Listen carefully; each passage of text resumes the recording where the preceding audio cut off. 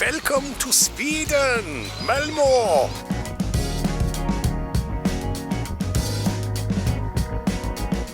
Hi, I'm Jason Smart and I'm in Malmo, the third largest city in Sweden, and it's the third of 5 countries I'll be visiting on my European adventure. But I was last here in Malmo 16 years ago, so I'm interested to see how it's changed.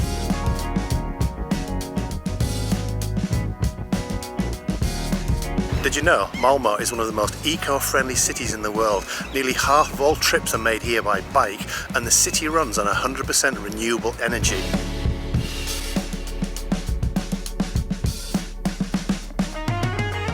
Malmo is also Sweden's most culturally diverse city, with 1/3 of the inhabitants from other countries, in particular the Middle East.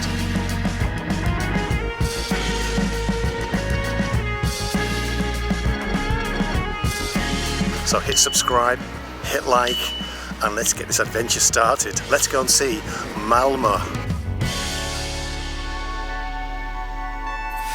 Right, good morning from Cluj International Airport, and today I'm flying to Sweden, Malmo, and my flight today wasn't actually that cheap. It was like £54. Wizzair again. I don't know whether it's because I booked it last minute or whether it's just the routing, but anyway, let's go to Malmo in Sweden. So there's my flight leaving at 13:05, 2 hours. So welcome to Sweden. The flight lasted about 2 hours, and now I'm going to get into the city by the fly of Bussarna. I went online, got my ticket. I think it's about like $15 US dollars.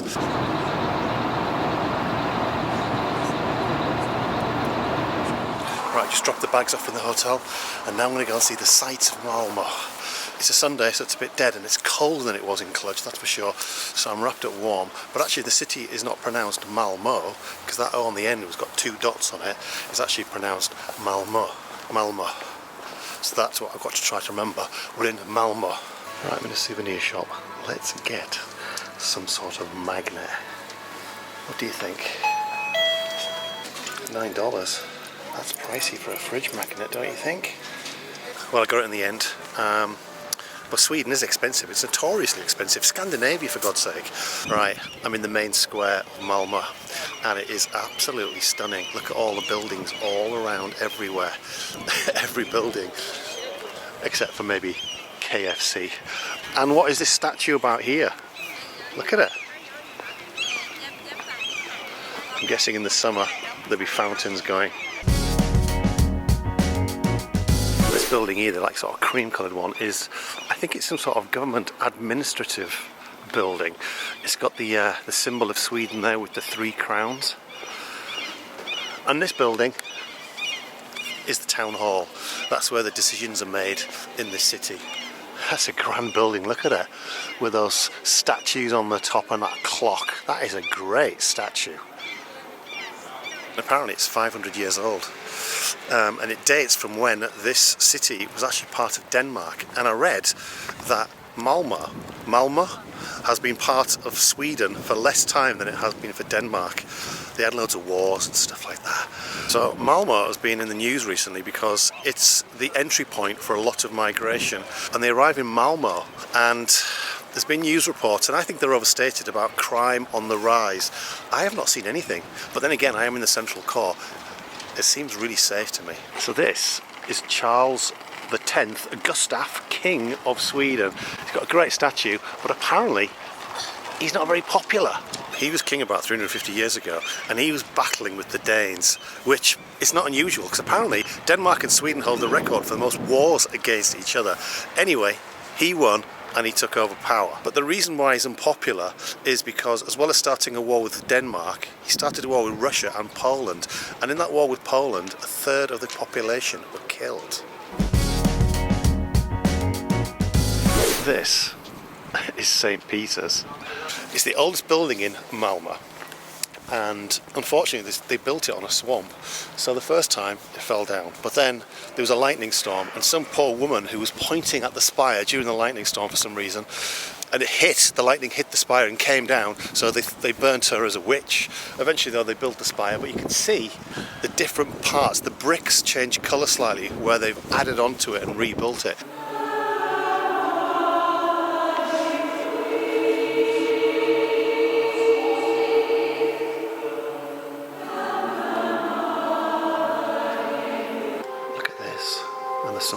recital going on. That's a great chandelier. And the ceiling.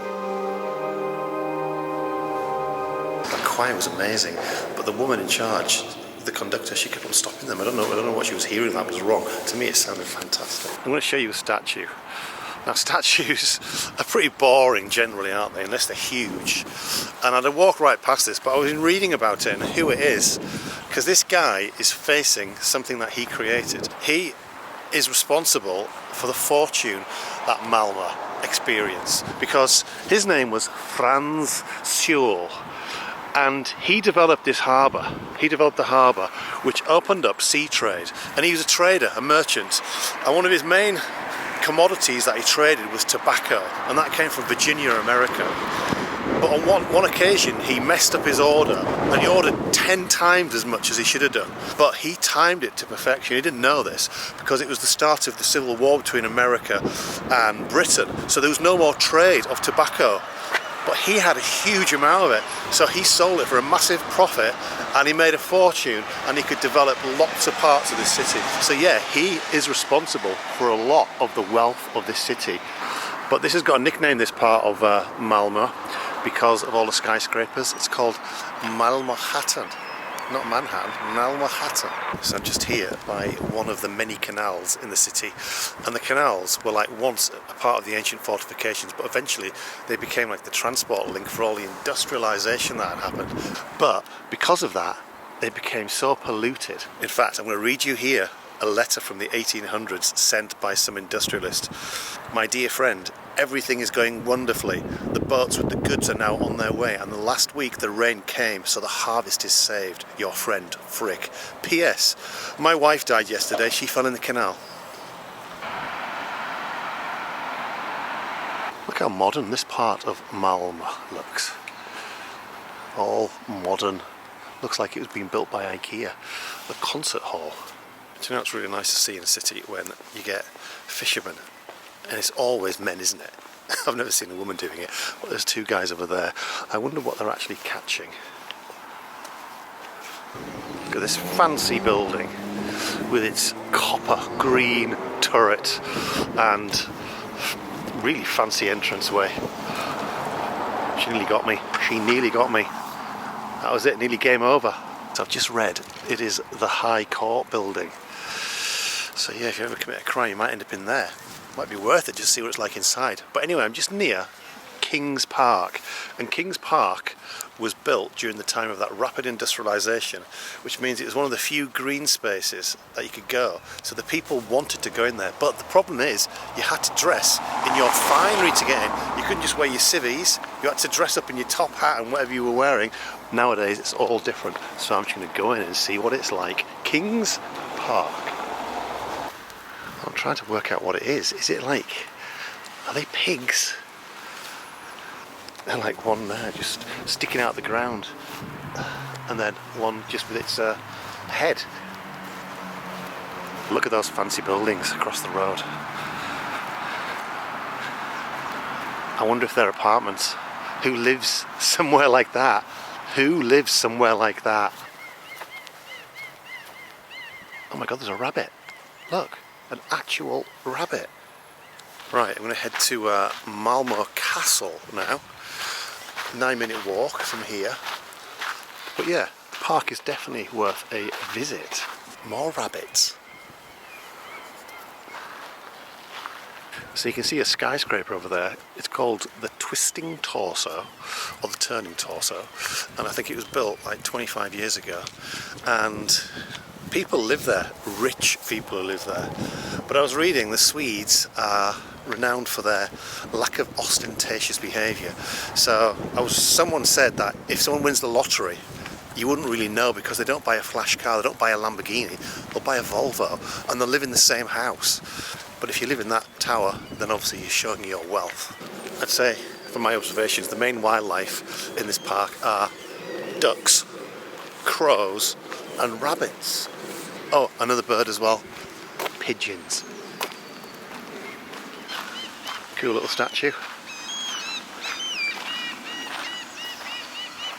A nice lake with a great fountain. I might go over there and see that statue before I go to the castle.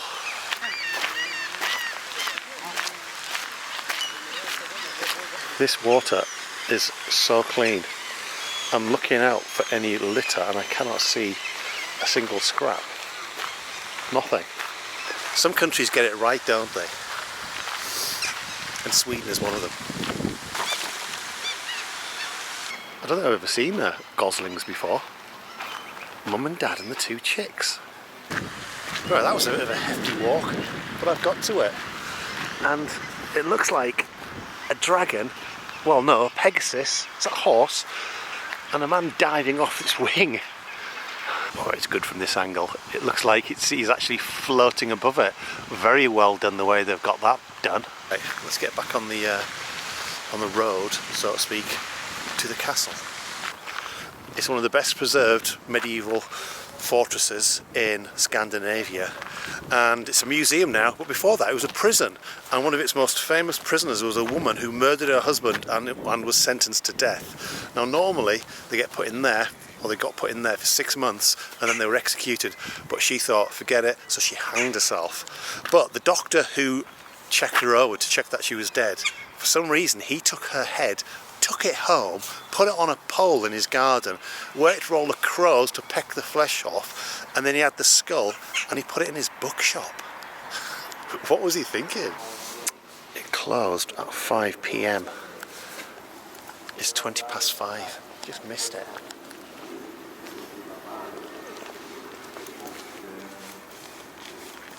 I'd like to have gone in because there's a windmill in there. Am I going to catch sight of it anywhere else? Let's go walk down here and have a look. I think I can get to the windmill. I can see one of its blades. I knew I'd seen a windmill before I was here, and there it is in the distance.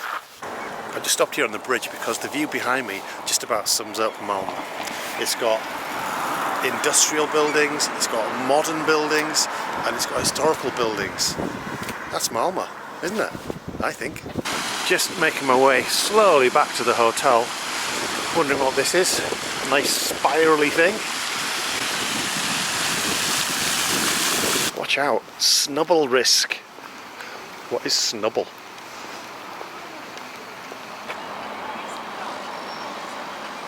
And here's another little monument. I think it's the Antiviolence Monument. I thought it was going to be huge, but it's actually quite small. Quite a nice sentiment. Right, so I'm back in the main square because a few bits I missed. One of which is this, the old pharmacy. And you can see it's still got the original advertisements on the side of the building. So yeah, it's a really good looking building, and there's a symbol, the lion symbol of it, and all the bas relief information on the side there. That looks superb. Let's go down this little passageway. I've seen some people go down. No idea what's down here. Wow, looks very evocative of a time gone by.